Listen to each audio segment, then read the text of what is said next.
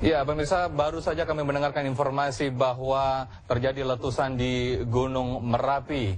Dan saya sudah tersambung dengan Pak Subandrio, Kepala BVMBG Merapi. Selamat sore, Pak Subandrio. Halo, selamat sore. Selamat sore bagi pemirsa.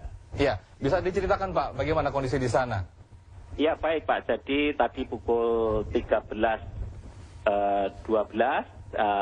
terjadi fenomena hembusan seperti kejadian-kejadian sebelumnya berlangsung kira-kira 5 menit ya, tetapi kejadian ini juga disertai suara gemuruh yang terasakan dan terdengar oleh warga di sekitar Merapi sehingga sempat menimbulkan kepanikan bagi warga yang tinggal di kawasan rawan bencana Gunung Merapi. Begitu, Pak. Lalu untuk saat ini apa yang dilakukan oleh pihak PVMBG dan mungkin petugas SAR di sana, mungkin Pak ada evakuasi atau seperti apa Pak?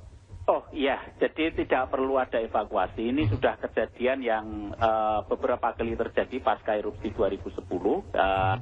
Itu terjadi, kita sampaikan kepada BPBD setempat mengenai peristiwa tersebut dan kita evaluasi kejadian ini tidak akan berlanjut sampai menjadi ancaman yang membahayakan bagi warga sehingga kami putuskan status aktivitas Merapi masih berada dalam tingkat normal begitu Pak.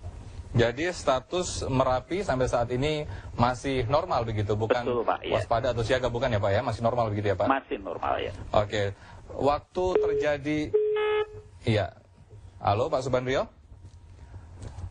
Baik, saya terputus dengan sambungan Pak Subandrio dari Kepala PVMBG petugas Merapi, Gunung Merapi di Yogyakarta.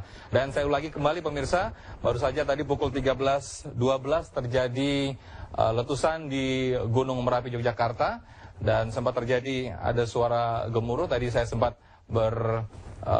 berhubungan dengan Pak Subandrio dari Kepala PVMBG, namun dan letusan berlangsung selama 5 menit pemirsa.